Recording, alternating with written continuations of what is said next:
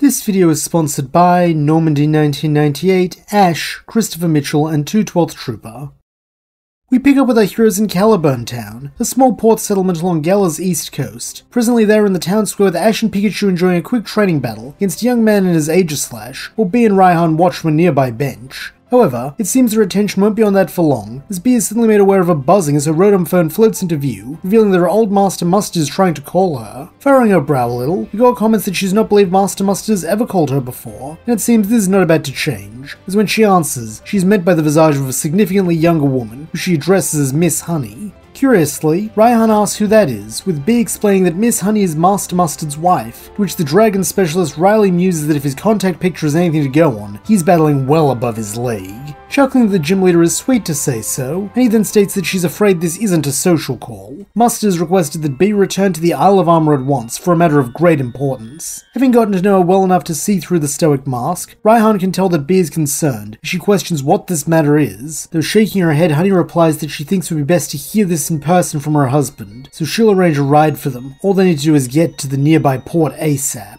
In a tone of solemn gratitude, B thanks the dojo matron, telling her they'll be there as soon as they can. Then, having never been one for small talk, she hangs up the phone. Having won his battle by now and said goodbye to his opponent, Ash with Pikachu by his side runs to join them, asking what that call was about, with Raihan filling the boy in while B looks to her companions as if to question if they are willing to join her on this divergence from their established plans. Clapping her on the back, Ash reassures the girl that whatever's going on, they're in this together, while suavely Raihan instructs her to lay on, since he's always wanted to see the Isle of Armor, though both his friends can see that beneath his casual facade he is ready to give whatever support he must if this is bad news. Heading down to the harbour, it does not take the trio long to find their boat, with Ash and Raihan's jaws hitting the pavement as they stare up at the mega yacht adorned in the logo of a company and an image of Honey herself, winking and blowing a kiss. Having evidently seen this craft before, B nonchalantly reveals that on top of being the dojo matron, Miss Honey is actually a brilliant CEO of a shipping and trading company, who it stands to reason she'd send one of her yachts to pick them up. Then, with no preamble, she brings out Graplocked and begins climbing the mooring rope with the Jiu-Jitsu Pokemon by her side, evidently feeling that any further training she can get in before she reunites with her master is time well spent. While looking bewildered, Ash and Raihan take the more sensible route of walking up the gangplank.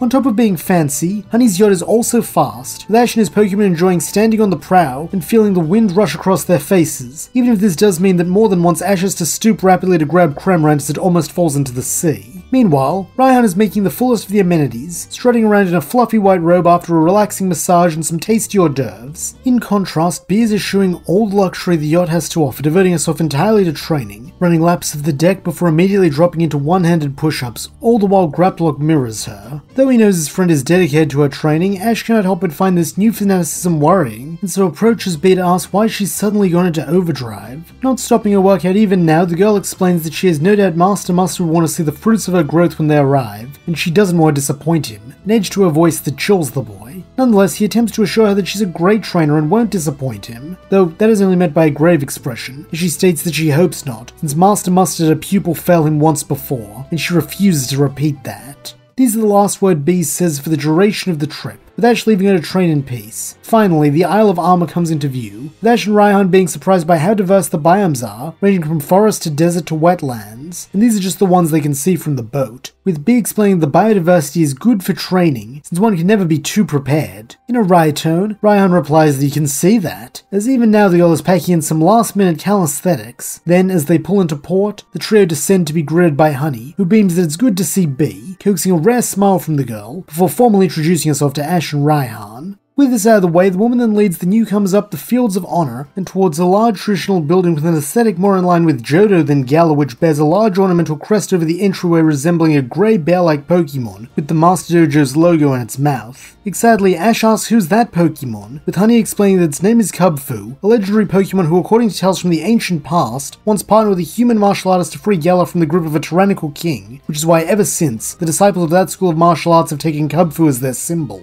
Naturally, this only gets the boy more hyped, as he declares that sounds awesome, though before more can be said on the matter, they arrive at the Master Dojo. Waiting for them at the front is none other than the master himself, Mustard, who upon spotting B hobbles up to her and in a somewhat quavering grandfatherly voice asks how she's been. Bowing low, Bee replies that she's been well, and that she's been keeping up her training, earning her a soft pat on the shoulder as the man nods approvingly. Truthfully, Ash isn't sure why his friend was so freaked out before, since Mustard seems super sweet, and so walking up, shakes the old-timer's hand, and grins that he's the guy who trained Bee and Leon, isn't he? And a former Galar League champion to boot. Smiling nostalgically, Mustard croaks that yes, everything he says is true. Though this is about all he manages to get out before Ash eagerly asks for a battle, since he wants to see where he stacks up to another champ. At once, some of the cobwebs behind the man's eyes seem to shift, as with a look of intense focus akin to Bee's, he nods that yes, he will indulge the youth in a match, though they only have time for a one-on-one. Grinning this is fine by him, Ash brings out Primeape, figuring that if he's facing the world's foremost fighting-type specialist, there's no one better for the job. Seeming pleased by this choice, Mustard responds with a mean show. Then as one, they take up identical fighting poses, their synchronicity evident even before the battle's begun. Recognizing that such a pair will require their all, Ash opens with a Rage Fist, showing just how far they've come with it, as in an instant dozens of smoky spectral fists are soaring at Min Xiao, some even curving to come from different angles so it's not a purely frontal assault.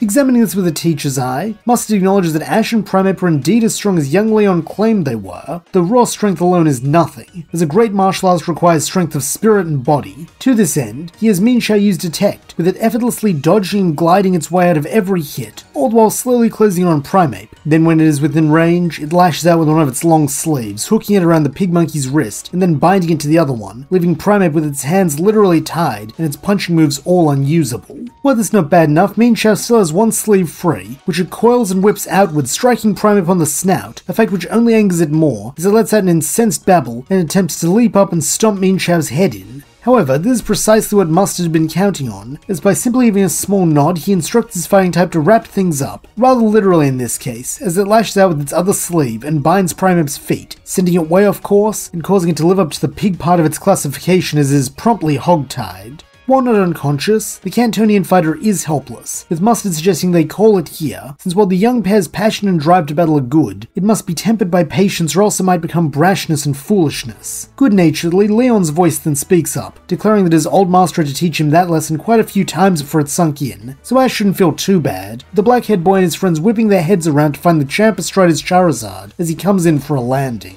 Eagerly, Ash grins that he's glad to see Leon again, while slyly Raihan comments that he should have known his rival would be here, seeing the pair clasp hands and grin at one another. As for Bee, she and Leon simply share a nod, before the purple-haired champ questions what Master Mustard called him here for with such haste, not that he's complaining or anything. Like with Bee, there is an unmistakable air of reverence, and a note of fear to how the man addresses his old teacher, though in contrast Mustard is as affable as he was before, having seemingly sunk back into his kindly grandfather mode, as he leads them all inside and states that everything will be explained over lunch, while, unbeknownst to anyone, a pair of beady black eyes watch them from out of the tree line. As it turns out, Miss Honey is not just a genius at business, as her cooking is some of the best Ash has had since coming to Galar, with he, Pikachu, Bee and Leon all chowing down while Raihan does likewise, though not before taking a couple of pictures with his meal to post on social media. As they eat, Mustard and Honey chat amiably with the former students in particular, asking about their recent exploits, with both taking particular interest when Bee recounts their adventures in the Crown Tundra, as Mustard muses that were he a little younger, he'd have liked to see the Dynafruit bloom.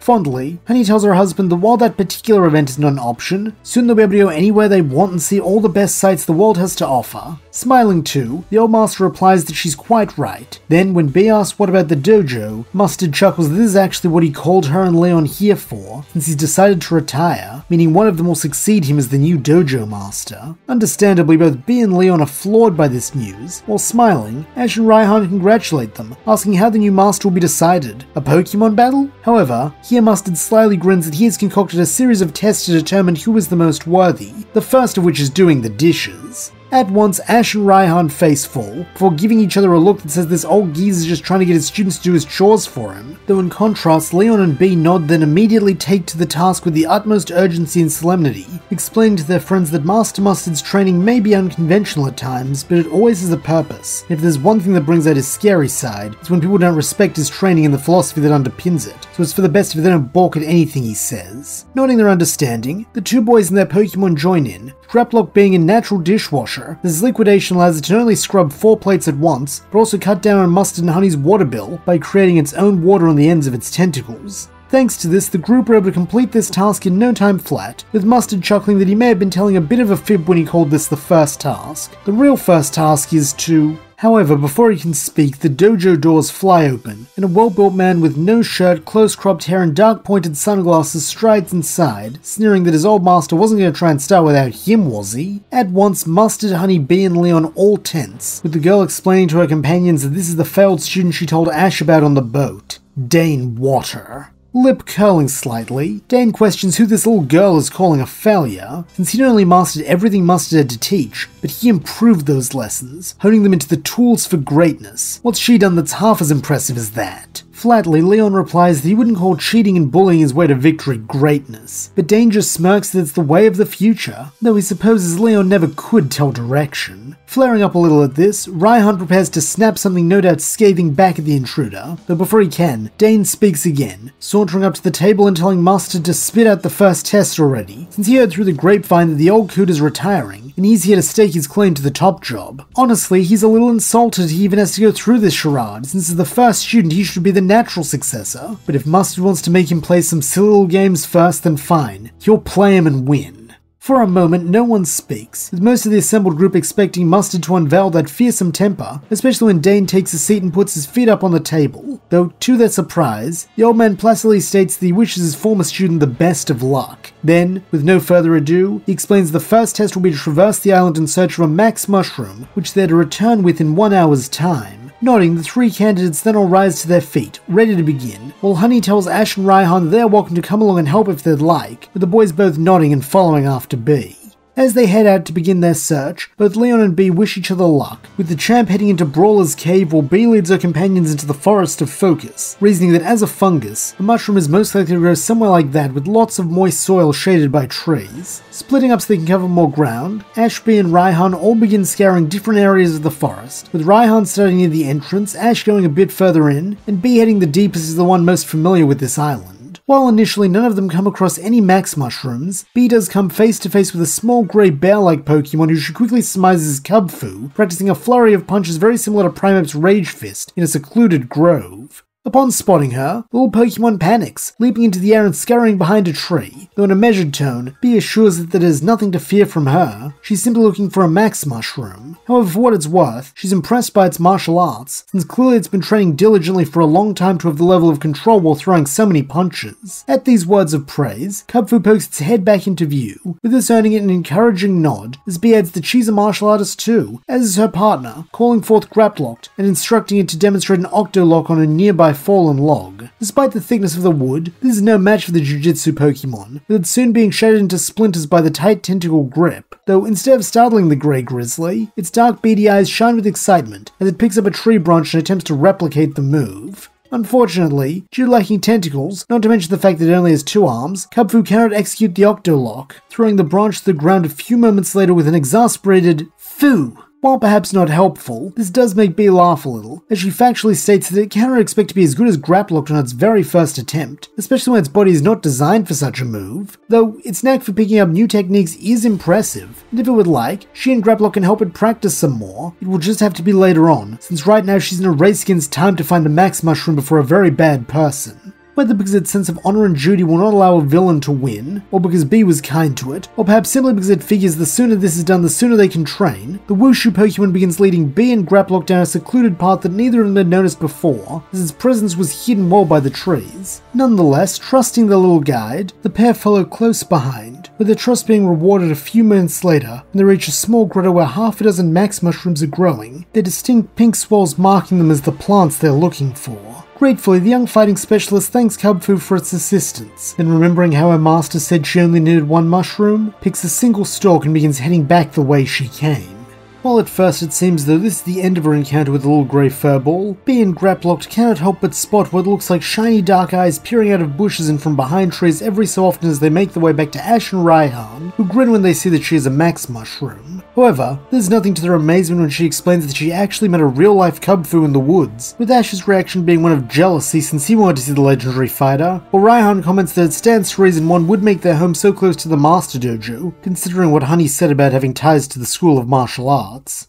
Nonetheless, having retrieved what they were meant to, the trio make haste on their way back to the dojo, though to their great dismay they are not the first back, as the smirking face of Dane Water is waiting for them, the large mushroom in his hands making it abundantly clear that he bested them. Thankfully, this trial was not first past the post, but rather set against a time limit, which Bee also arrived within, securing her place in the next challenge. Sadly, the same cannot be said of Leon, who does not turn up within the allotted hour, nor for another 20 minutes afterwards, at which point Raihan endeavours to go find him, sighing deeply that he should have known better than to let his rival go off on his own during a task that requires a sense of direction. Meanwhile, now that Dane is distracted snickering about Leon having gotten lost in the caves and probably fallen down a crevasse, Bee takes a moment to share the news of her encounter with her master. Eyes twinkling a little at this, Mustard smiles that she must have really impressed Kubfu to earn its trust like that, since while it is the descendant of the Kubfu who once helped their forebear overcome the evil king, it doesn't have much fighting spirit, and is usually shy, not showing itself to anyone but him, so he's hoping that might mean it will soon be ready to take the next step in its training and evolve, though for that, Bee's continued help will be required. Stoutly, the girl replies that she will do whatever she must, this making Mustard nod, as he asks the open air if it heard that, before kindly stating that it can come out now. At once, Kubfu emerges from out of a shrubbery, evident trepidation in its movements as it approaches the dojo master and his student, with Mustard instructing it and Bee to work together and to look out for each other, since he believes there is much they can learn from one another that will help them both to grow. From behind them, Dane leers that for once he completely agrees with his old master. The pair are perfect for each other, two little runts who can be losers together, since they certainly don't have what it takes to run this dojo. And as if to elaborate, he pulls out a Pokeball from which emerges a larger Ursine Pokemon, who barks at the name Urshifu before taking a fighting stance. Smirking, Dane continues that this is what a winner looks like, pure power distilled into a single devastating blow, and since he's such a nice guy, he'll even let them see it. At these words, Dark-type energy begins swirling around Urshifu's fist before it lunges at Kubfu, seemingly intent on attacking it, only to change course at the last second and strike the ground instead, sending cracks shooting out from the place it hit. All the same, this intimidation tactic terrifies the skittish Kubfu, just as Dane wanted, so that it flees down towards the beach as fast as its little legs can carry it. From the glare she shoots Dane as he guffaws at this reaction, it is plain that Bee would like nothing more than to put this cackling bully in his place, but remembering her master's instructions, she instead looks in the direction Kubfu just ran. Resolutely, Ash tells her to go look after the little fighting type, he can handle things here, with this earning him a small grateful nod as Bee runs off while Ash steps forth, telling Dane in no uncertain terms that he's got a rotten attitude and has disgraced to Pokemon trainers everywhere. Sneering a little as he stands over the raven-haired boy, Dane retorts that the only disgraces are weaklings like that Kubfu and his pal Bee, though this just makes Ash grip his teeth and declare that he's met guys like Dane before, who thought strength and winning are all that counts, and guess what? He beat them all. With this declaration, he pulls out Primeape's ball, as he's sure the ape will want a chance at redemption after earlier, though wrinkling his nose as if Ash's presence is odious to him, Dane scoffs that he can put that away, since a little punk like him isn't even worth the effort of squashing, so why doesn't he run along before he starts to annoy him? Then, without another word, Dane turns his back on the boy and saunters off, ordering Old Man Mustard to let him know when it's time for the second test. That is assuming little baby Bee hasn't followed Kubfu's lead and run away to hide somewhere. Not that he'd blame her, since it's only a matter of time before he humiliates her and claims what's his by right, so why prolong the inevitable? Meanwhile, down on the beach, Bee is at last caught up to Kubfu, who is in the middle of angrily attacking its own reflection on the water's edge, clearly enraged by its own cowardice, only to flinch as its punches cause salty sea spray to splash in its face. Coming to a stop beside the little fighting type, Bee sympathetically states that she understands what it's feeling right now, since believe it or not, she was once small and weak as well. Understandably, this earns her a reproachful glare from the bear, as it does not appreciate being called weak, though being the blunt person she is, Bee presses on, saying that she is not speaking about its physical strength. Unlike that idiot Dane, she understands that this isn't the be-all and end-all, but rather just a part of being strong. She's talking about the way it lets its emotions control it rather than the other way around, since before training with Master Mustard, she too was at the whim of her,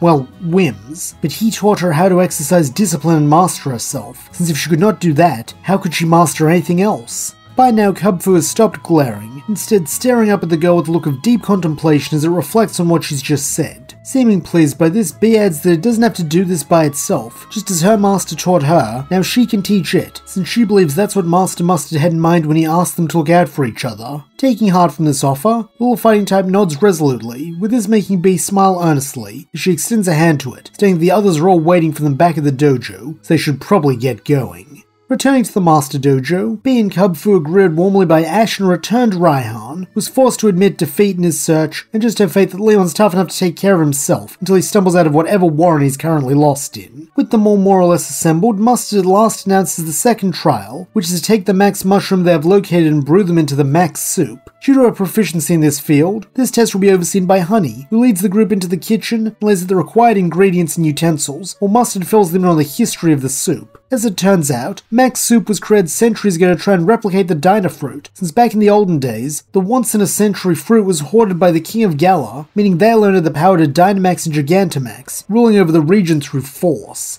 As a result, the martial artist who invented the soup and who would eventually dethrone the evil king with his Kubfu partner made the brewers a means to both study the Dynamax phenomenon and even the playing field by allowing anyone to use it so long as they had the required level of discipline. And now, as the latest generation of this lineage of noble champions, the power will be shared with them too. Unfortunately, this is somewhat predicated upon the assumption they can actually follow the recipe, as neither Bee nor Dane are particularly culinarily gifted, with Dane's soup looking more like a thick paste, while Bee's is the bright red of a tomato berry, rather than the magenta hue of Dynamax clouds. Thankfully, this is where Honey comes in, offering both Bee and Dane advice on how to make their soups close to the image of the broth listed in the recipe. Modestly, Bee accepts the woman's help with her thanks, adding in a drizzle of Max honey, while Dane arrogantly rebuffs it, claiming that she doesn't know what she's talking about, and the thickness of the soup just means it's more concentrated, and therefore more powerful than the old recipe. Placidly, Mustard replies they'll have to wait and see, since it will be several hours before the soup is ready to test, beckoning them to both bring their pots over to the special pressure cookers he's set up for them, where the soup will complete its transformation from simple first course into the stuff of legends. However, first it must survive the trip across the kitchen, something that is less certain than it might be. As an act of simple scumminess, Dane decides to stack the deck in his favour a little, by pretending to stretch just as Bee gets close to him, knocking her off balance and causing more than half of her soup to go sloshing on the floor. Struggling to suppress his grin, the sunglasses-clad man then gives a rather half-hearted apology, as he loads his soup into the cooker, while Ash angrily yells that he did that on purpose. Truthfully, Bee is inclined to agree, though not wanting to give Dane the satisfaction of getting a rise out of her, she instead simply ladles what's left of her batch into the adjacent cooker, as that's about all she can do. Closing the lids with matching thunks, Mustard then informs his potential successors they are free to do what they will until sundown, since the soups will be done around then, and they can make use of it in the final test, which will be a one-on-one battle. Smirking that he and Urshifu have that in the bag, Dane swaggers away, while Ash places his hand on Bee's shoulder and tells her that she just has to win, since there's no way she can let that lying, cheating creep become the dojo master. Nodding determinedly, Bee assures him that she won't. That's why she and Kubfu are heading out into the wilds of the island to train until sunset. Smiling, Ash grins that maybe he'll join her, since he was considering asking Mustard to give him some quick training while he waited, though here the old man speaks up, saying that perhaps there is a way they can both get what they want, as he would be happy to teach the young Alolan champ, while Bee can get some special practice of her own done in the meantime. Curiously, the stoic girl asks what her master has in mind, with Mustard stating that as she knows, the Isle of Armor has two ancient towers, the Tower of Darkness and the Tower of Waters, each of which has several powerful fighting type trainers. Upon defeating them, Kubfu will be granted the right to read either the Scroll of Waters or the Scroll of Darkness, evolving into one of two forms of Urshifu. Logically, Bee asks if this is how Dane evolved his Urshifu, with Mustard nodding, stating that when he was a student here, he befriended another Kubfu, and together they challenged and defeated the Tower of Darkness, that Kubfu could evolve into the single strike style, as they both value a single dominating blow in place of the flurry of quick blows which, while individually weaker, can build on each other to be just as strong. Remembering how she and Kubfu met, Bee states that if the Wushu Pokemon is willing, she would like to challenge the Tower of Waters, with this earning her a nod, as the Grey Grizzly Bear has complete and total faith in her guidance. And so in classic movie fashion, a montage begins, cutting between Bee and Kubfu as they enter the tower and begin challenging the martial artists, Ash back in the dojo, as he and his Pokemon are assigned various chores by Mustard, which he assures them are actually secret lessons, and Raihan as he explores the island's various biomes while taking photos for his socials. As this happens, all three protagonists advance in their endeavours, with Bee and Kubfu's being the most obvious, as they defeat their opponents and ascend to the next level, where they are faced with a stronger foe, though with each battle, Kubfu seems a little stronger and a lot more confident, attaining the inner steel Bee had hoped to instill in it. As for Ash, while his vignettes are more comedic as he is heaped with more and more strenuous chores, just the unending nature of them builds endurance for him and his Pokemon, while also implementing informal styles of traditional physical training, such as building strength by moving Mustard's couch, or practicing finesse through dusting his knickknacks. Meanwhile, Raihan's scenes are mostly just to show how diverse and beautiful the Isle of Armor is, as well as have him strike some fun poses, while subtly suggesting the passage of time, as the sky outside goes from blue to orange, and finally to a mix of smoky lilac and magenta.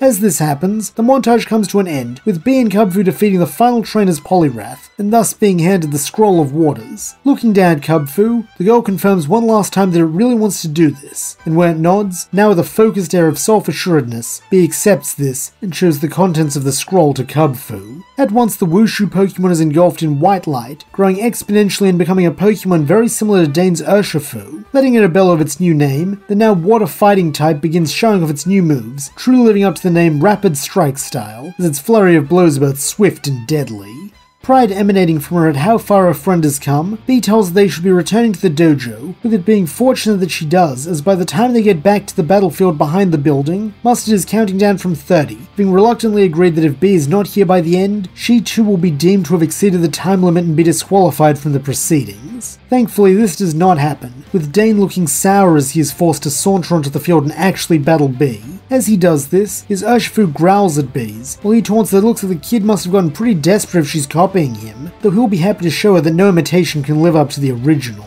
However, before they can begin, Honey apologetically informs them that their max soups are still not quite ready yet, so it seems they'll not be able to use them for this battle, though she's brought the pressure cookers outside and put them on a small table beside the field. That way if they do finish before the battle ends, they can make use of them to turn this into a Gigantamax battle. Confidently, Dane assures her that it'll be long over before the soup boils. Then, when Mustard gives the call, he takes the first move, commanding Urshifu to use Wicked Blow once again. Like last time, Dark-type energy coats its fists as it leaps forward and attempts to attack, though demonstrating its own boosted power, Bee's Urshifu counters with surging strikes, using the first blow to catch the side of its foe's wrist, much like Master Mustard's Mean Show does, causing the punch to go wide, while the second two hits are driven right into the Dark fighting type's stomach. From his side of the field, Dane is struck by two feelings at once, fear and rage. Fear that with how quickly that other Urshifu has grown, he will lose, and rage at the thought that it will be some brat kid who does it. However, he isn't about to roll over and take it. Far from it, since to a man such as him for whom winning is everything, there is still one trick up his sleeve. Cheating.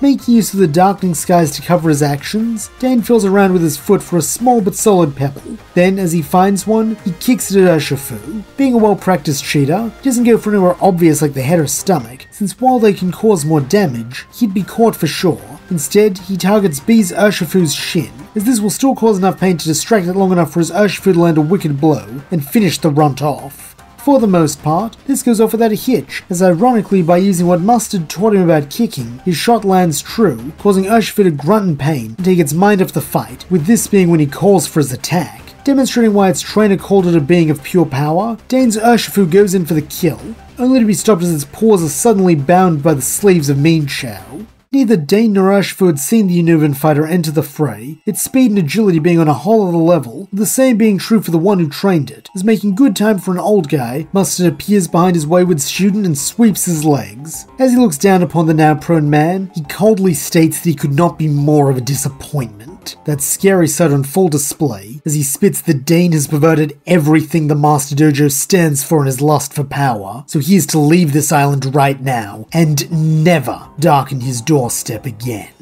And just like that, it seems the battle is over and Bee is the victor. Though that is if Dane has nothing to say about it. As bellowing like a half-mad Tauros, he declares that if the old geezer won't name him his heir, then he'll just take the title by force, kicking out at his former mentor, and using the move to roll back onto his feet and snatch the pressure cooker housing his soup. In spite of everything he's done, there is the look of a worried father in Mustard's eyes as he implores Dane not to use that incomplete soup. Though clearly being done listening to what the old fool says, the brash man cracks the cooker open and practically pours it down his Urshifu's throat. In a flash, a form of Gigantamaxing unlike any the assembled people have seen before takes place, as it is more like a warped mutation than direct growth, as bits of Urshifu expand out until finally it is a hulking red and white bear behemoth, who glares down at them all with glowing whited out eyes. Angrily, Honey calls Dane a foolish boy, though he doesn't care, climbing into Urshifu's outstretched hand and taking his place on its shoulder as he commands it to attack, to destroy them all if it has to, so long as it wins. Roaring its understanding, Urshifu begins to rampage, stomping down once in a way that turns the battlefield into a sinkhole, while sending everyone flying. Landing first and nimblest, Mustard cries out for someone to catch Bee's cooker, which has also been sent airborne, since it's the best chance they have to win the day. Then looking to Mean Shao, he springs into action. In unison, the pair charge at Urshifu's leg, though their plan is not to emulate Dane and attack the shin, but instead run up it, as demonstrating more of their incredible speed, they're actually able to run vertically on a furry surface, reaching Urshifu's knee and landing perfectly synchronized kicks that they use to springboard onto the jagged tufts of red fur just above it. Now that they have somewhere solid to stand, the duo split up, with Mean Chao staying where it is and firing aura spheres up at Urshifu's face, while Mustard attempts to climb higher so that he can speak with Dane face to face. However, this is just met by a villainous leer from the fallen apprentice, as he mockingly chides the old-timer not to overextend himself before having Urshifu use a massive G-Max 1 blow. If Wicked Blow was bad, this is catastrophic, as its fist now glows like a miniature sun, and as it swings, Mean Chao has to spring up, grabbing Mustard and taking the brunt of the blow as they are both sent hurtling back into the ground. Either way, it is clear that both are out cold and in a pretty bad state, with Dane laughing maniacally that this is just concrete proof of what he's been saying all along. He's stronger, smarter, and better in every way, so it's about time the others woke up and saw that, since he doesn't want to hurt them.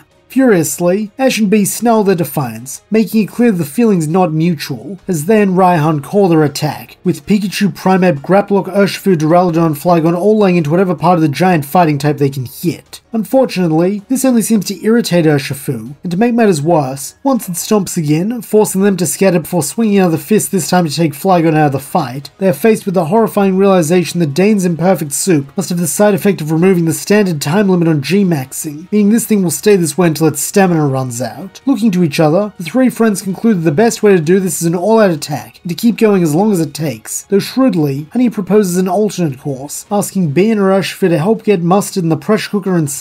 since the smartest players to have Urshifu Gigantamax as well, and use its special G-Max Rapid Flow to finish its dark counterpart off. However, in order to do that, they'll have to wait until the soup is ready. Humbly, B agrees to follow Miss Honey's plan, while Ash and Raihan declare that they'll buy time, since they've been itching to take a crack at this jerk. Putting their hands in the middle, the friends then break, with Raihan taking command of Pikachu briefly to have him join Duraludon for a combined Steel Beam Thunderbolt, while Ash activates his Dynamax band to transform Primeape into a giant version of itself. Now at last the pig monkey's body is as large as its rage, with it demonstrating this through a max knuckle, summoning dozens of spectral fists to pound Urshifu for super effective damage. This almost sends Dane toppling to a rather grisly death. Though gripping tight to his Berserk Bear's fur, he commands it to use another one blow, something Urshifu is all too happy to do. Urgently, Ash cries for Primeape to block. This only mitigates so much of the damage, with a massive furball making 2 deep trenches in the already decimated battlefield as it is sent skidding back, dark bruising already blooming on both its forearms. Worriedly, Ash asks if his old friend is okay, and nodding gruffly, Primeape resumes its fighting stance. Then, as Pikachu and Duraludon strike it again from afar, Ash tells it to rush in and shoulder barge its foe.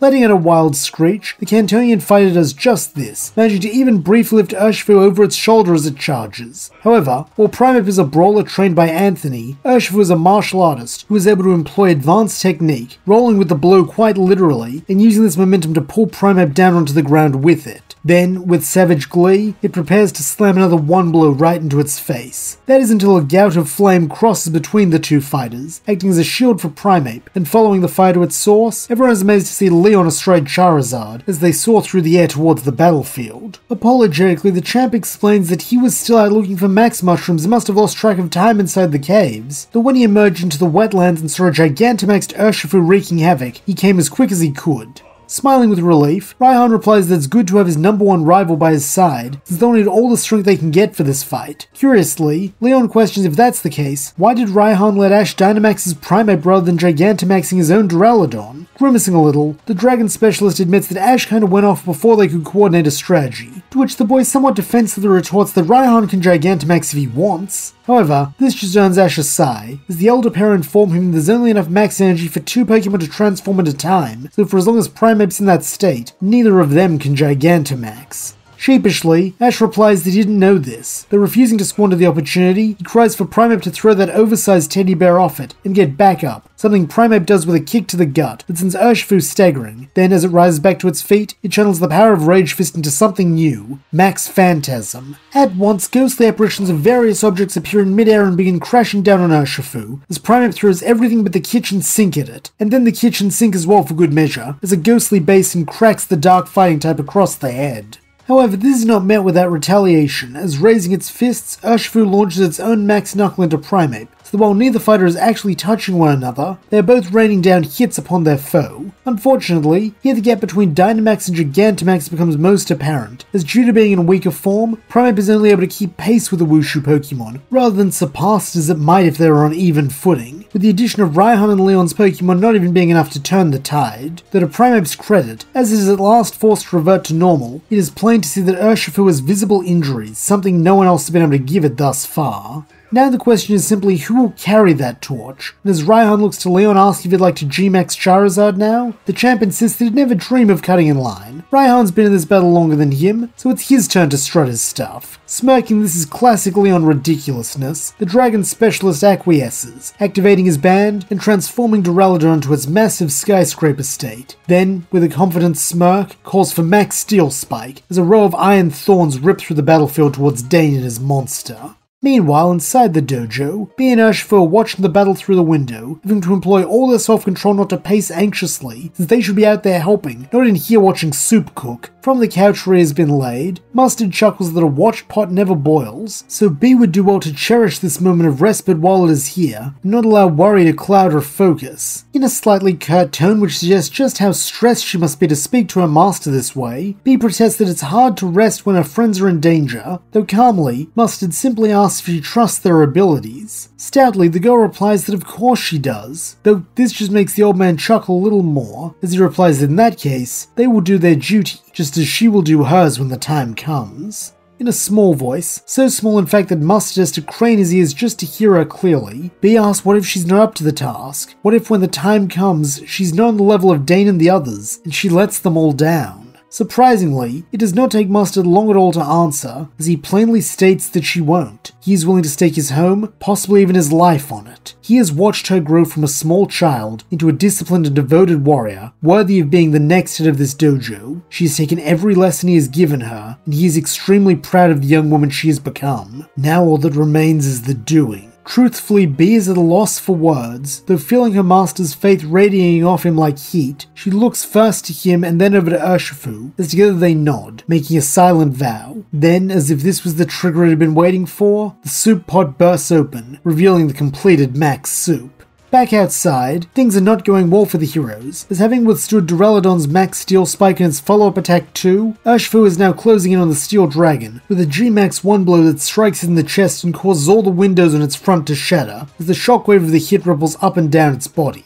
Such a hit is enough to bring Duraludon to its knees, and as the pinkish-purple light of Gigantamaxing leaves it, it shrinks back to its regular form, with spirals for eyes. Cackling evilly, Dane looks to Leon, asking if his underclassman wants to show him the power of the so-called unbeatable champion, though before Leon can respond, Bee's voice rings out, as she bluntly states that while she is not as renowned a trainer as Leon, she will be the one to end things. Then, as Urshifu steps up beside her, she pulls out a secret weapon, a bowl of soup. Even from a distance, everyone can see that there isn't much in the bowl, probably only 1/3 of the original amount, meaning the Gigantamax transformation will only last long enough for one good hit. Nonetheless, Ash, Raihan, and Leon all cry out their encouragement for Bee and Urshifu to do it, and as the battle bear slurps down the magenta broth, it begins to grow. In contrast to Dane's Urshifu, Bee's is blue and white, and while slightly shorter than its foe, it has every bit as much power emanating from it. Unfortunately, it seems that Dane is not impressed, as with a bellow, he commands his Urshifu to use an all-out G-Max 1 blow to put this upstart punk on the ground where it belongs, a command Urshifu does not hesitate to carry out, as it lunges at its rival with fist aglow. However, having seen this coming, Bee has her Urshifu duck low, allowing the punch to sail harmlessly over its head before stepping in and unleashing a triad of bubble-bathed palm strikes as it rises back up, one to the other Urshifu's stomach, one to its chest, and the final blow to its snout. Each hit lands with the force of a crashing wave, though it is only together they are able to erode the last of the dark fighting type stamina, so that as it falls backwards, it is surrounded by Dynamax energy and shrunk down to its normal size, leaving a regular crater right beside the one Dane's impact has created.